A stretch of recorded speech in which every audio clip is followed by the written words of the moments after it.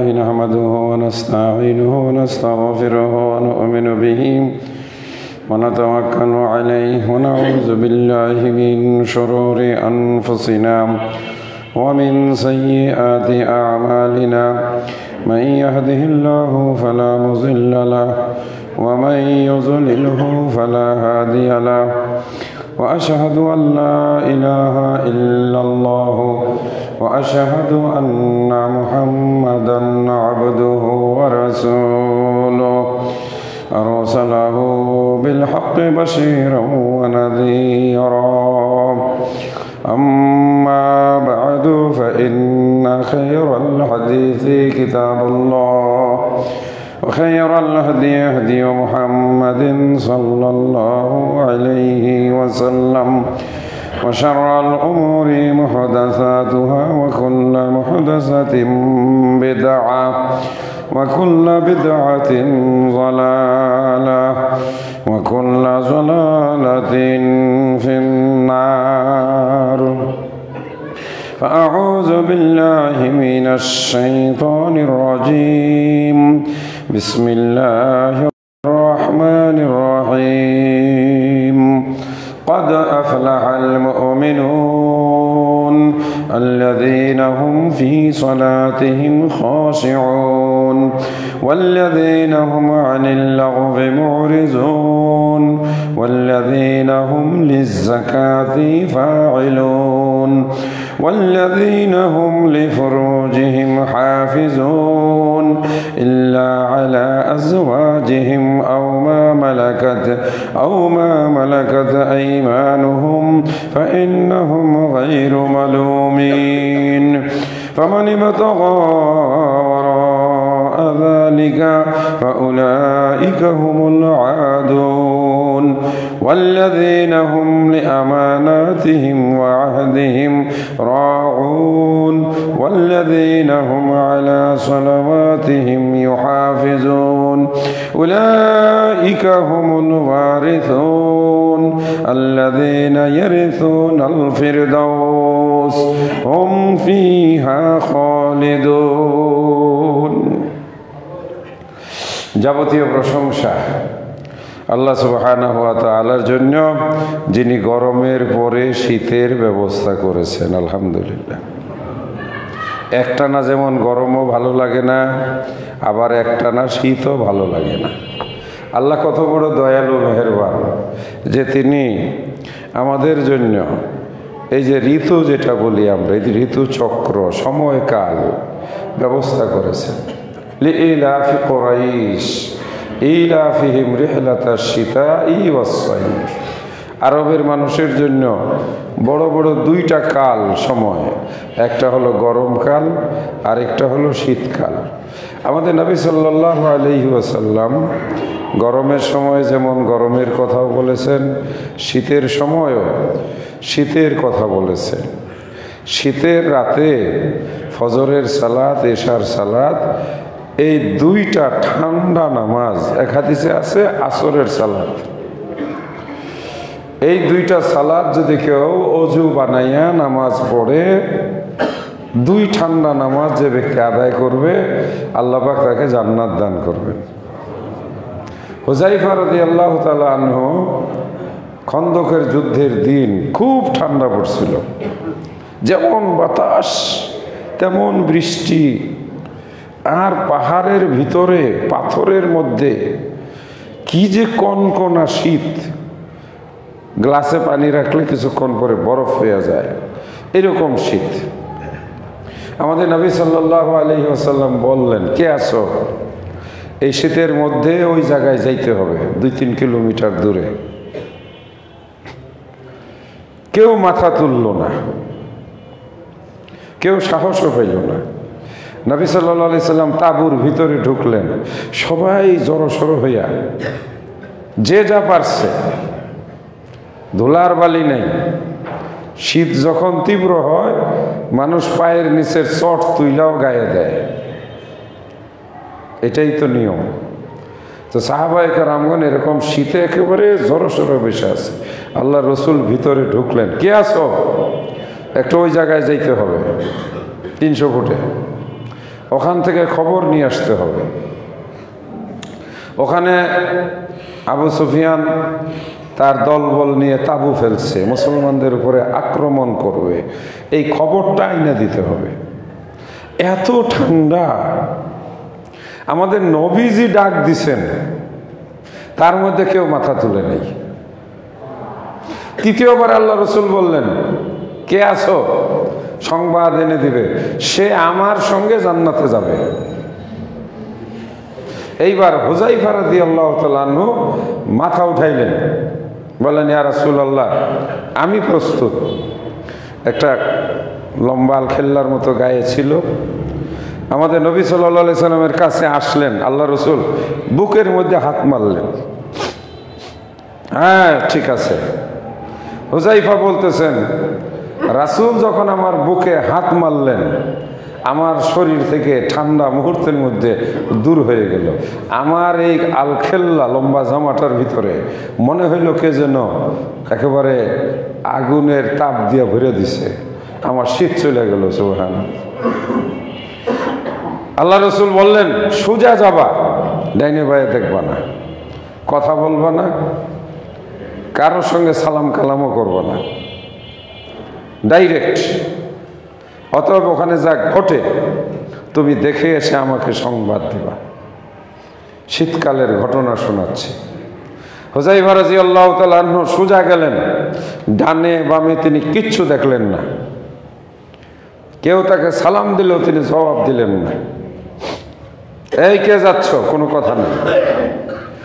সোজাসুজি গিয়ে তিনি শত্রুদের, ওরা কিন্তু বিরোধী দল, যোদ্ধা, অস্ত্রওয়ালা, যদি টের পায় সাথে সাথে টুকরা টুকরা করে ফেলবে। তিনি সোজা ভিতরে ঢুকে গেলেন, কেউ তাকে দেখতে পাইল না। আবু সুফিয়ানের কাছে গিয়ে বসলেন। এই সময় একজন টের পাইল, এই তুমি কে, তুমি কে? কিন্তু যে তার নিষেধ করা আছে, সে চুপচাপ বসে রইল। একটু পরে সে ভুলে গেল। সমস্ত খবর নিয়ে আমাদের নবী সাল্লাল্লাহু আলাইহি সাল্লামের কাছে এসে আল্লাহ রসুলকে জানাইলেন যে, ইয়া রাসূলুল্লাহ, ঠান্ডার কারণে, শীতের কারণে ওদের অবস্থা আমাদের চাইতে আরো খারাপ। ওদের সৈনিকরা মানে এত ঝড় তুফান হয়েছে, তাঁবু ছিঁড়া, হাড়ি পাতিল, জিনিসপত্র সব উড়াই নিয়ে গেছে, বাতাসে ঠান্ডায় কাঁপতেছে। আল্লাহ রসুলকে এসে বললেন, ইয়া রাসূলুল্লাহ, ওরা যুদ্ধ করবে এই পরিমাণ শক্তি সাহস কোনোটাই নেই, ওরা খালি এখন পালানোর চিন্তা করতেছে। আমাদের নবী সাল্লাল্লাহু আলাইহি সাল্লাম খুব আল্লাহর প্রশংসা করলেন যে আল্লাহ তাআলা এই যুদ্ধে ঝড় বৃষ্টি, শীতের মাধ্যমে, ঠান্ডার মাধ্যমে আমাদের নবী সাল্লাল্লাহু আলাইহি সাল্লামকে সাহায্য করেছিলেন। তাহলে আল্লাহ তাআলা ঠান্ডা দিয়েও তার বান্দাকে সাহায্য করেন। ঠান্ডা আল্লাহর একটা নিয়ামত। আবার এই ঠান্ডা দিয়ে আল্লাহ পাক জাহান্নামের ভিতরে, দোজখের ভিতরে শাস্তি দিবেন অবাধ্য জিন এবং শয়তানকে। কেন? জিনদেরকে তো আল্লাহ আগুন দিয়ে বানাইছেন, ফলে ওদেরকে আগুনে ফেলাই এত লাভ হবে না, ফলে তাদেরকে ফেলাইতে হবে কোথায়? ঠান্ডার মধ্যে। এজন্য দোজখের মধ্যে একটা দোজখ আল্লাহ পাক প্রচণ্ড ঠান্ডাও রেখেছেন। আলহামদুলিল্লাহ। শীত গরম এই দিয়ে আমাদের আজকের কথা। পড়েছি সূরা আল মুমিনুন থেকে আয়াত। সূরাটি মক্কায় অবতীর্ণ হয়। এর ভিতরে ৭৪টি আয়াত রয়েছে। একেবারে কথাগুলো শোনার জন্য প্রস্তুতি নিতে হবে, মন থেকে সব কিছু ঝেড়ে মুছে, মানে ঝাইরা মুইসা মন থেকে সব ফেলাই দিতে হবে এই কথাগুলো শোনার জন্য। আল্লাহ বলেন, ক্বাদ আফলাহাল মুমিনুন, একমাত্র শুধুমাত্র যারা মুমিন ইমানদার, সত্যিকারের যারা ইমানদার তারাই হবেন সফল। কারা সফল হবেন? যারা সত্যিকারের ইমানদার। আগেই কিন্তু বলছি, মন থেকে সব ফেলে দেন। এইবার নিজের প্রশ্ন, আমি কি সত্যিকারের ইমানদার হতে পেরেছি? কে ইমানদার একটু পরে আল্লাহ বলে দিবেন, কিন্তু আমাদের মনে রাখতে হবে সফল কে? যিনি হবেন সত্যিকারের ইমানদার। আমরা এখন বর্তমান জামানায় কি করি? অমুক ব্যক্তি সফল, খুব ভালো ব্যবসা করে, টাকা পয়সা আছে, তাকে আমরা কি বলি? সফল। বাবা হিসাবে সফল। আরে ওনার 3টা মেয়ে, একটা ক্রিকেট খেলে, একটা ফুটবল খেলে, আর একটা নাচে বাংলাদেশের সেরা। সফল পিতা হইল? আমরা সফলতা দিলাম কাকে? যার মেয়ে ক্রিকেটার, সারা দুনিয়ায় ক্রিকেট খেলে। না, আমরা সফলতা দিলাম কাকে?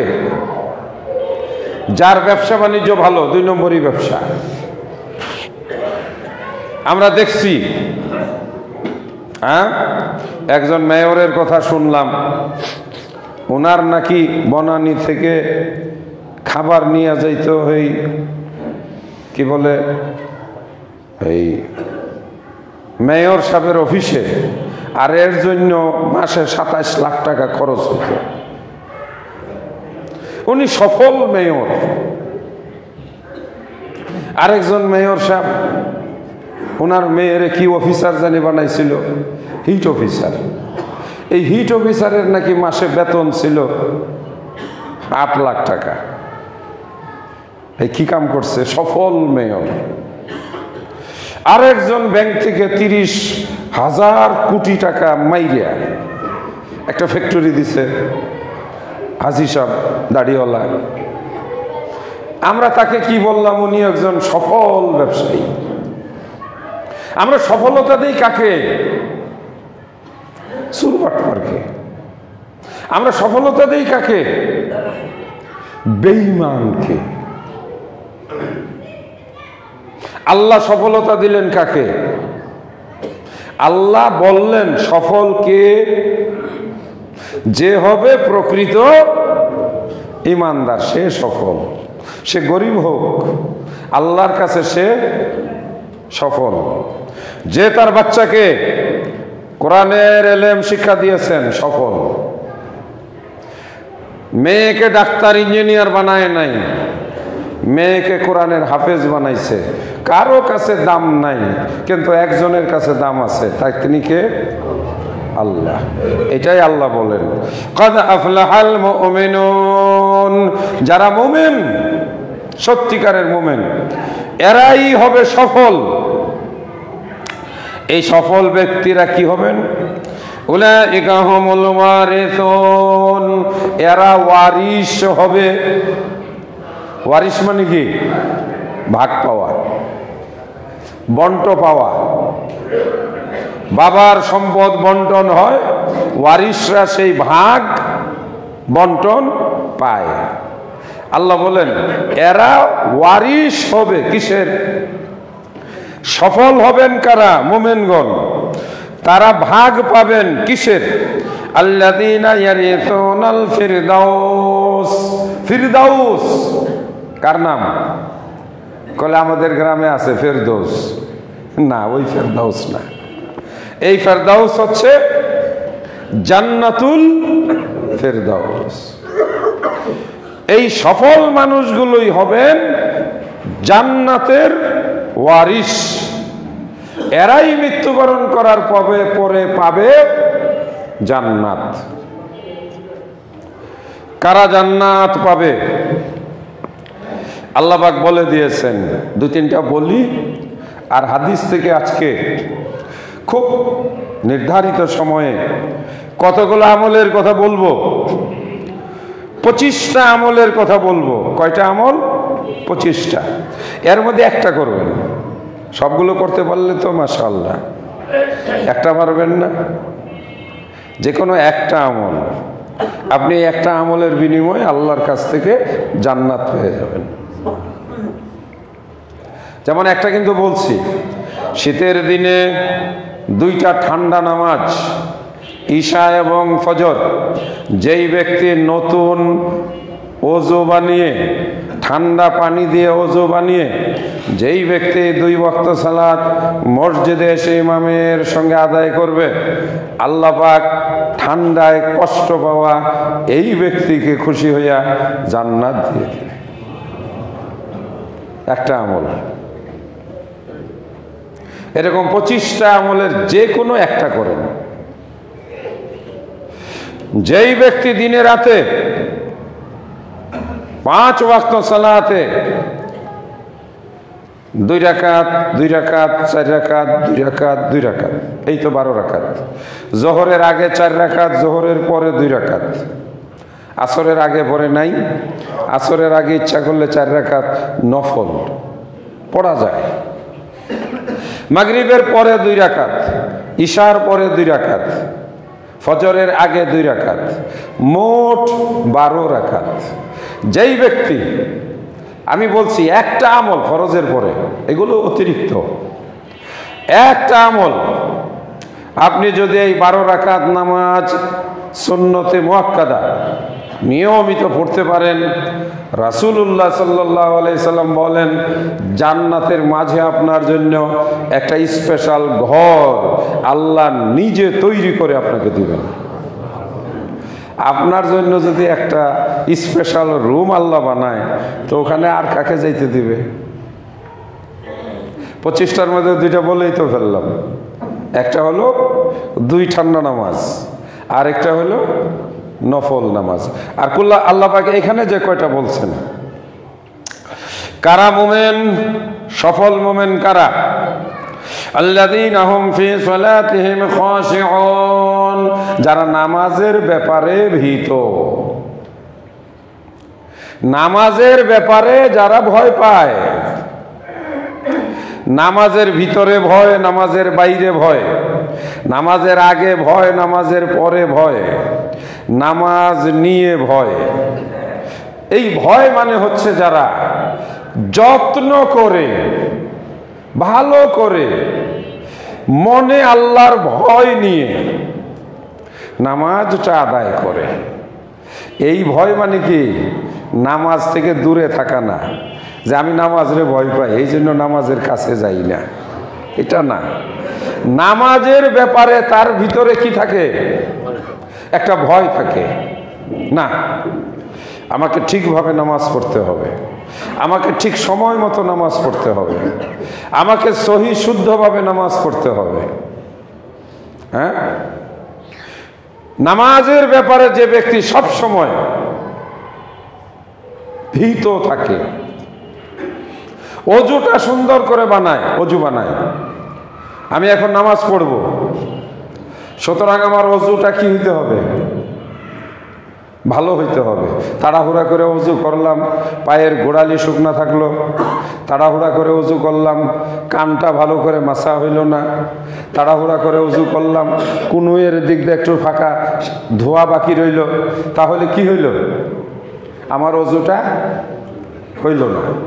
আর অজু যদি না হয় তাহলে কি হইল না? আমার নামাজই হইল না। আর নামাজ যদি না হয় তাহলে আমার সব বরবাদ। তাহলে কি করতে হবে? নামাজের ব্যাপারে সব সময় ভীত থাকা, এর মানে হলো নামাজের ব্যাপারে সব সময় সচেতন থাকা। কি কি সচেতন? এখন আমার নামাজের সময়, ভাই গল্প সল্প চলবে না। এখন আমার নামাজের সময়, অন্য কাজ আমি করব না। এখন আমার নামাজের সময়, সব বন্ধ। এটা হলো নামাজের সময়। ভালো করে নামাজ আদায় করা। যেমন আমরা যারা আহলুল হাদিস, আমরা একটু চেষ্টা করি আমাদের নামাজটা সহিভাবে কি করার, আদায় করার। যেমন নবী সাল্লাল্লাহু আলাইহি ওয়াসাল্লাম বুকে হাত বেঁধে নামাজ পড়েছেন, আমরাও বুকে হাত বাঁধি। অনেকেই হাত বাঁধাকে কোনো গুরুত্বই দেয় না। মুসলমানদের মধ্যে একদল আছে যারা হাত বাঁধেই না, আরেক দল আছে যারা নাভির নিচে হাত বাঁধে। কিন্তু আলহামদুলিল্লাহ আমরা হাত বাঁধি বুকের উপর। কেন? যে আমাদের নবী সাল্লাল্লাহু আলাইহি সাল্লাম বুকের উপরে হাত বেঁধে নামাজ পড়েছেন। আমরা পায়ের সঙ্গে পা মিলাইয়া দাঁড়াই কেন? আজকে এই হাদিসটি বললাম, আশ্চর্য হয়েছি। হাদিসটি সহিহ। নামাজের ভিতরে দুই মুসল্লি যখন পা মিলাইয়া দাঁড়ায়, আল্লাহ রাব্বুল আলামিন দুইজনকেই মাফ করে দেন এবং এই দুইজনকে আল্লাহ পাক জান্নাতের মেহমানখানায় মেহমান হিসাবে স্থান দিবেন। দেখেন শয়তানের বুদ্ধি কত! শয়তান মানুষের মাথায় ঢুকাইয়ে দিছে। কলেজ পাশে মুরব্বী দাঁড়াইছে, মুরব্বীর পায়ের সঙ্গে পাও লাগাইলে বেয়াদবি হইব। শয়তানের বুদ্ধি দেখছেন কি বলল? শয়তান কিন্তু ভালো কথা বলছে। কলে তাই তো এত বড় মুরব্বী মানুষ, আমি যদি পাওটা লাগাই দেই তাহলে তো মুরব্বীর পায়ের লোকে ভা লাগলো, কি হইল? তাহলে বেয়াদবি হইল। শয়তানে মাথা ঢুকাই দিছে। এইটাই বাংলাদেশে আইসা আমাদের মৌলবী মাওলানাদের মাথার উপরে আইসা এটা ঢুকছে। এরাও বলে এত বড় পিশাব হুজুর তোমার পাশে দাঁড়াইছে, তুমি মিয়া একটা জাহেল মূর্খ মানুষ, হুজুরের পায়ের লগে পা মিলাই দিছ, তোমার তো বেহেশত শেষ, তুমি তো বেয়াদব। নবী কি বলেন? আজকে হাদিসটি পড়েছি, এতদিন এটা পড়িনি। দুই মুসল্লি যদি পায়ে পা মিলিয়ে দেয়, আল্লাহ দুইজনকে মাফ করে দেন এবং এই দুইজনকে আল্লাহ তার মেহমানখানায় জায়গা দিবেন জান্নাতের। তাইলে পায়ে পা আমরা যেন মিলাইতে না পারি, শয়তান তো সেটাই চেষ্টা করবে। যেমন আল্লাহ রসুল বলছেন, নামাজে যদি কেউ সূরা ফাতিহা না পড়ে তাহলে তার নামাজই হবে না। শয়তান এসে বলছে, কলে ইমাম সাহেবরে রাখছেন বেতন দিয়া, তারে আপনারা মসজিদে রাখেন, খাওয়ান, বেতন দেন, তো কি জন্য? হ্যাঁ পড়ব। আপনারা পিছনে কলা গাছের মতো দাঁড়াই থাকবেন। ইমামের পড়াই মুক্তাদিদের পড়া, এটা কিন্তু বুঝ। আর এই জন্য বানাওয়াট 2 নম্বর একটা হাদিস বাইর করছে। হাদিসটা কি? কিরাতুল ইমামে কিরাতুল লিল মামুম। ইমামের কেরাত, ইমামের পড়া, ওইটা মুক্তাদিদের জন্য পড়া হয়ে যায়। তাহলে ইমামে ভাত খাইব সকালে, ইমামে দুপুরে খানা খাবে, আপনারা সবাই খালি দেখবেন ইমাম সাহেব খাইতেছে, তাহলে আপনারও খাওয়া হয়ে যাবে। এগুলো শয়তানি বুদ্ধি। আমরা কি বলি? আমরা ওই কথা বলি যেই কথা আমাদের নবী মুহাম্মদুর রাসূলুল্লাহ সাল্লাল্লাহু আলাইহি ওয়াসাল্লাম শিখায়ে গেছেন, বলে গেছেন। কি বলছেন? লা সলাতা, নামাজ নাই, নামাজ হয় না, হবে না, ইল্লা বিফাতিহাতিল কিতাব, সূরা ফাতিহা না পড়লে ওটা কোনো নামাজই না, ওটাকে নামাজ বলা যাবে না। আপনারা জানেন আমাদের অন্য সমাজের ভাইরা জানাজার নামাজে সূরা ফাতিহা পড়ে না, তাহলে এটাকে কি জানাজার নামাজ বলা যাবে? না। যেই নামাজে সূরা ফাতিহা পড়ে না সেটা কোনো নামাজ না। কার কথা? আমি বলতেছি আমাদের নবী মুহাম্মদুর রাসূলুল্লাহ সাল্লাল্লাহু আলাইহি ওয়াসাল্লাম। আমরা রুকু সাজদা ধীরে সুস্থে করি। আমাদের মহিলারা নামাজে সাজদায় 2 হাতের কুনুই মাটির সঙ্গে বিছায়া সাজদা দেয় না।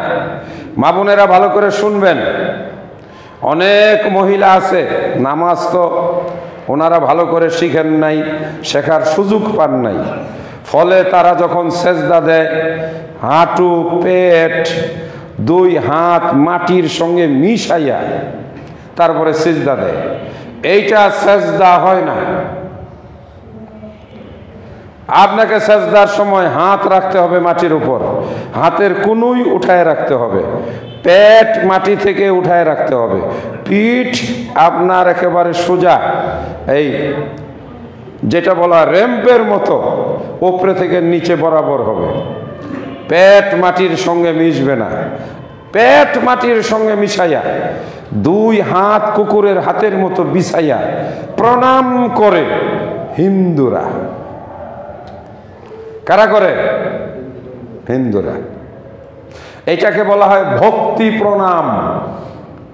আপনারা দেখবেন ইদানিং তো ফেসবুক ইউটিউবে বহুত কিছু আছে, ওরা এইভাবে দুই হাত পেট মাটিতে বিছাইয়া তাদের পুরোহিতকে ওরা সাজদা করে, প্রণাম করে। এটা মুসলমানদের জন্য হারাম। এটা কি মুসলমানদের জন্য সম্পূর্ণ হারাম। তাহলে যারা নামাজ নিয়ে যারা ভীত থাকে, সহি শুদ্ধভাবে নামাজ আদায় করা একটা পয়েন্ট।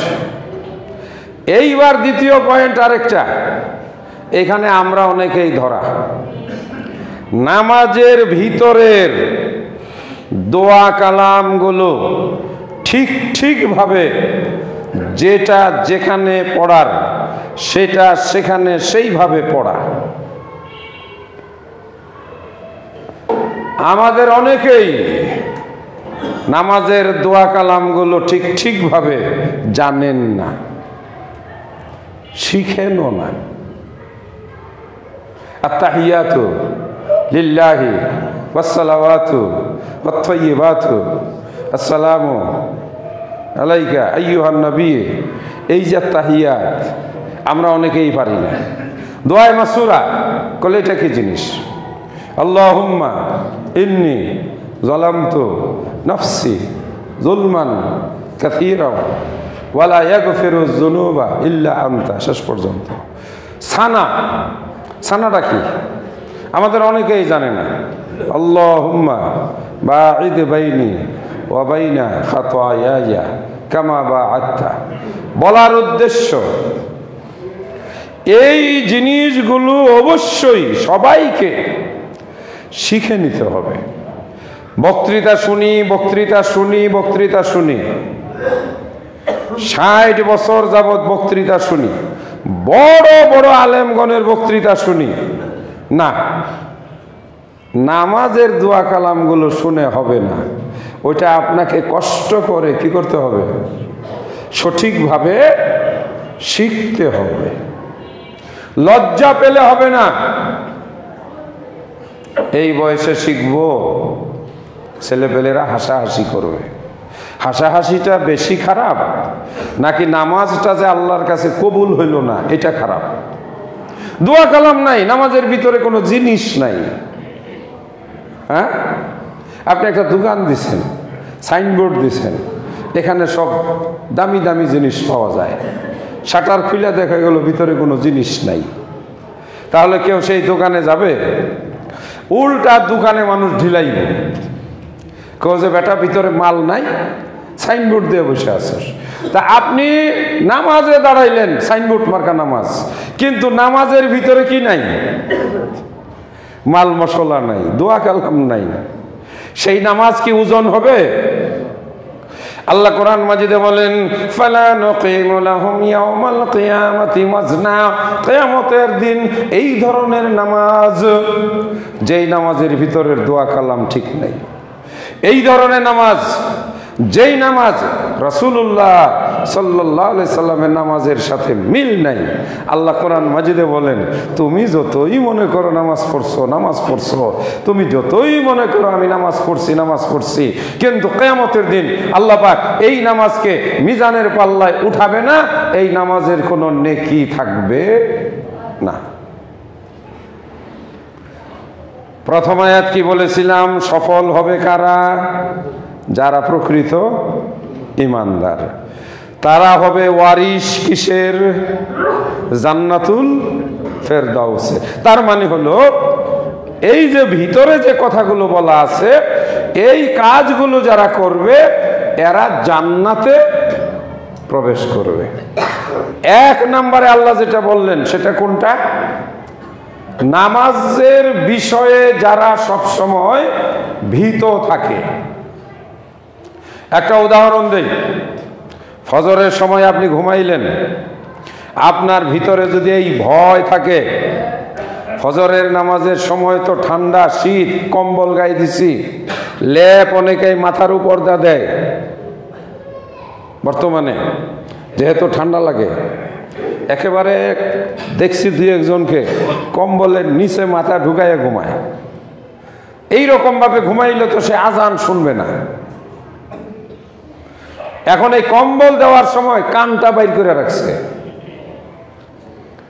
আপনি জিজ্ঞাসা করলেন কান বের করে রাখছো কেন?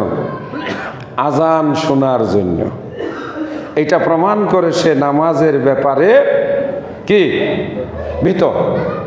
কারণ ঠান্ডা একটু কানে লাগুক, কিন্তু আমার আজান যেন কি না হয়, মিস না হয়।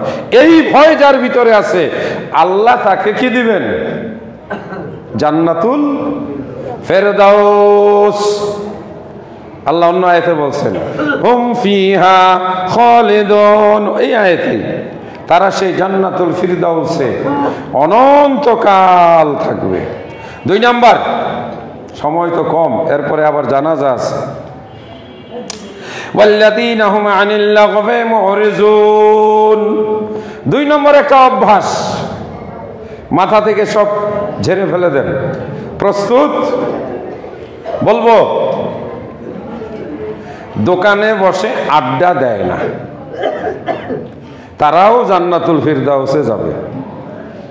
আপনারা হয়তো বলবেন যে এখানে কি আল্লাহ দোকানের আড্ডা দেওয়ার কথা বলছে? আড্ডা আড্ডা অহেতুক আজে বাজে খামখেয়ালি মূল্যহীন গল্প, ফালতু গল্প, রাজনীতির গল্প। এই ইন্ডিয়া বাংলাদেশে ঢুকে পড়ল। আরে সেই দিন নাই, বাংলাদেশের সৈন্য ইন্ডিয়ার সীমান্তে চলে গেছে, বাংলাদেশের ড্রোন চলে গেছে, গপ্পের শেষ নেই। আমেরিকা জাহাজ পাঠাইতেছে, রাশিয়া কামান পাঠাইতেছে, আপনি কিছুই জানেন না, চাপা মারা ছাড়া। চায়ের দোকান মানেই হচ্ছে আড্ডা, মিথ্যা কথা বলার একটা সেন্টার। আরে এই সরকার আর 15 দিন।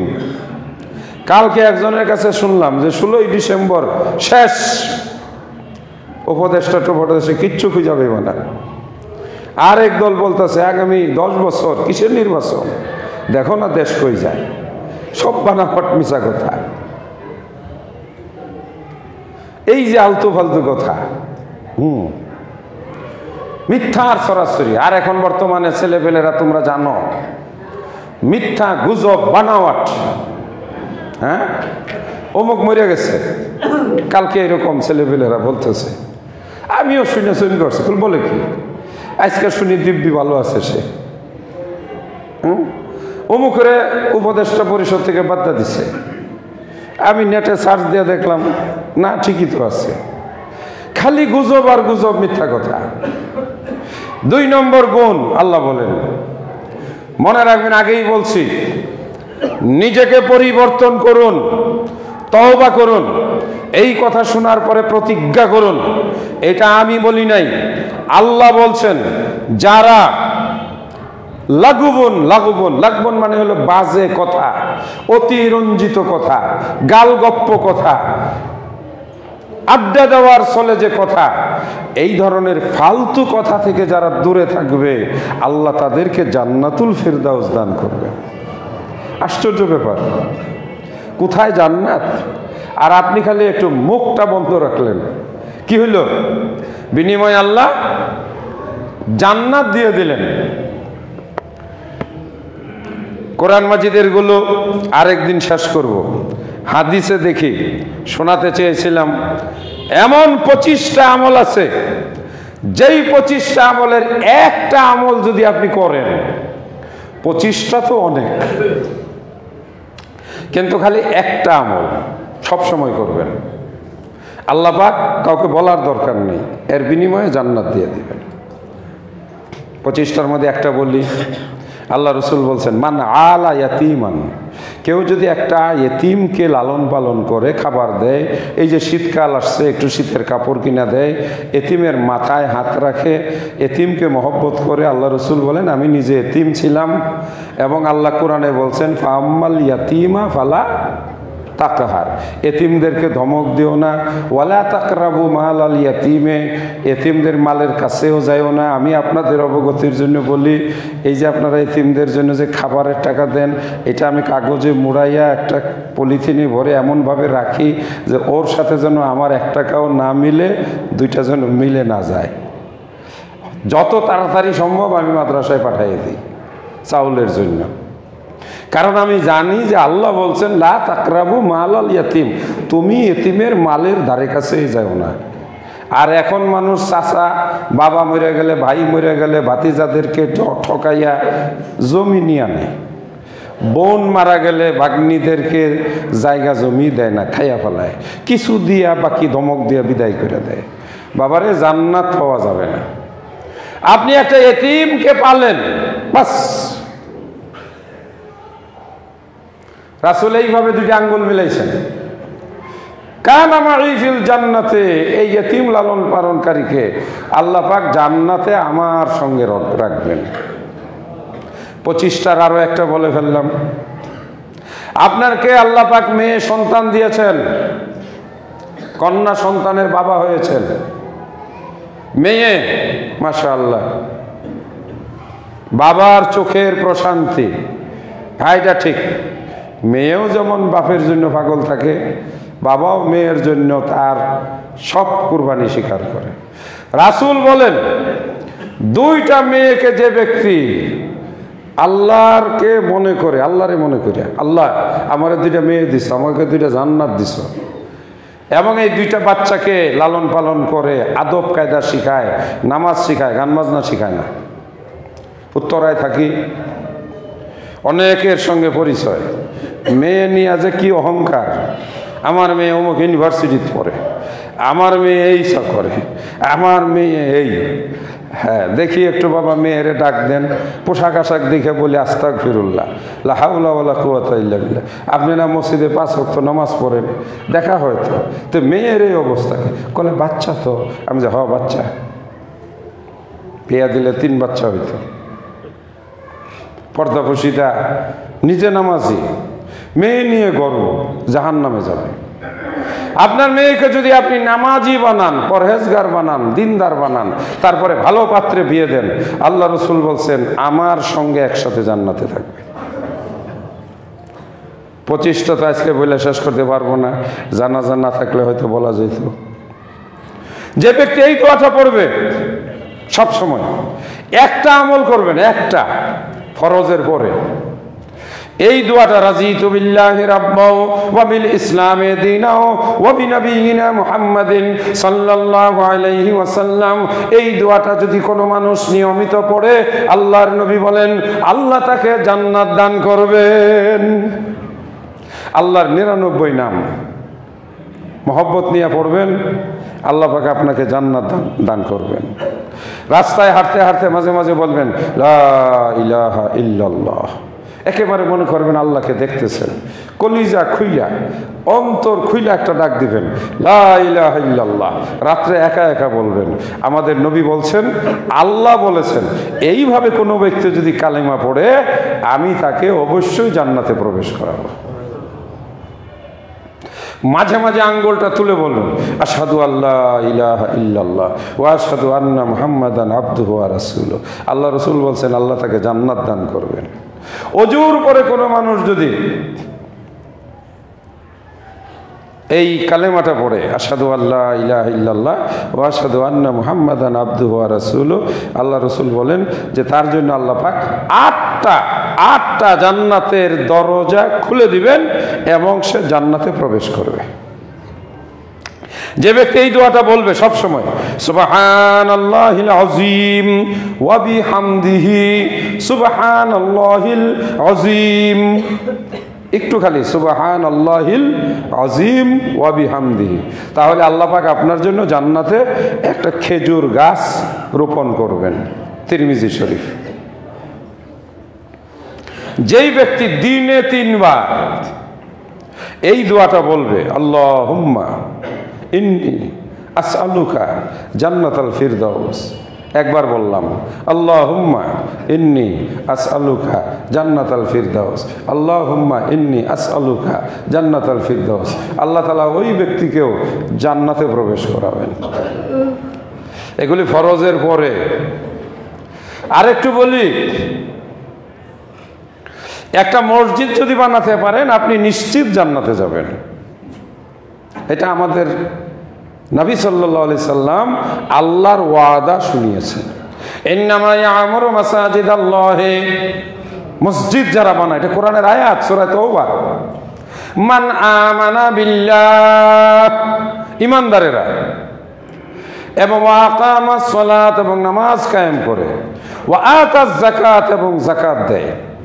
আর মসজিদ যারা বানায় তাদের আরেকটা গুণ লাগবে, ওয়ালাম ইয়াখশা ইল্লাল্লাহ, কাউকে ভয় করে না, এই দুনিয়ার কাউকে ভয় করে না আল্লাহকে ছাড়া। এই লোকটাকে আল্লাহ পাক জান্নাত দান করবেন। আল্লাহ রাসূল বলছেন, যেই মানুষটা ঈমান আনার পরে শিরক করলো না, আল্লাহর সঙ্গে কোনো শিরক করলো না। শিরক মানে কি?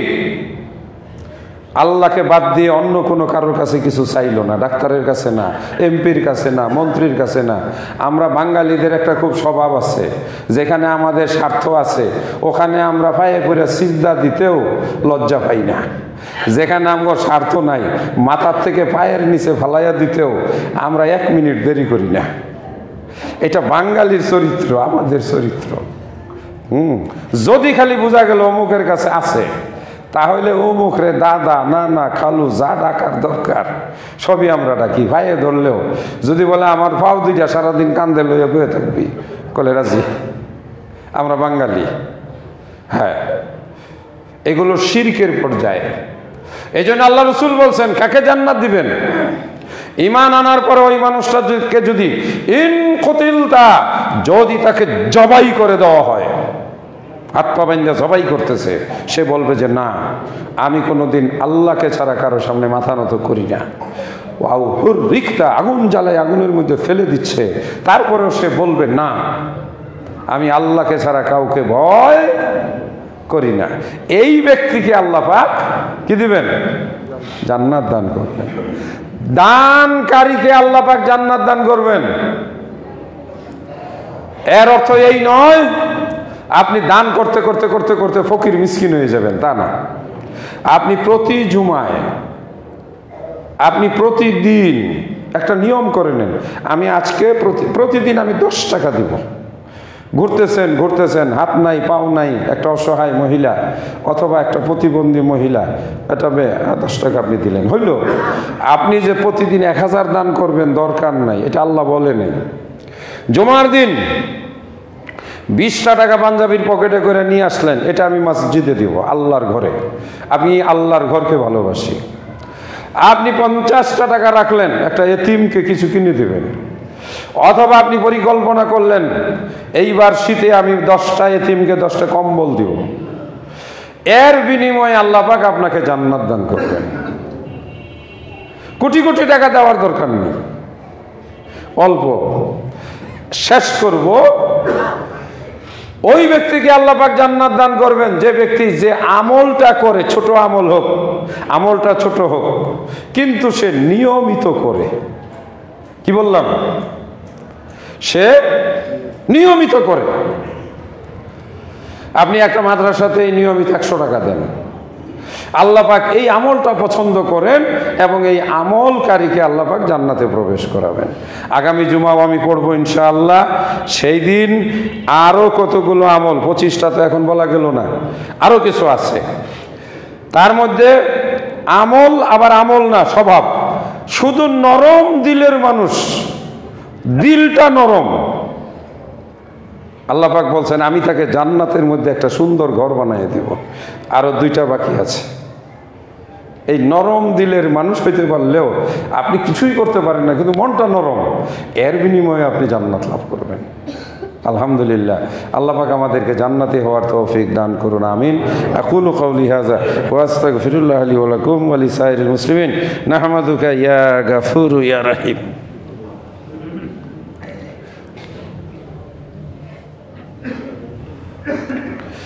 الحمد لله نحمده ونستعينه ونستغفره ونؤمن به ونتوكل عليه ونعوذ بالله من شرور أنفسنا ومن سيئات أعمالنا من يهده الله فلا مضل له ومن يضلله فلا هادي له وأشهد أن لا إله إلا الله وأشهد أن محمدا عبده ورسوله أرسله بالحق بشيرا ونذيرا.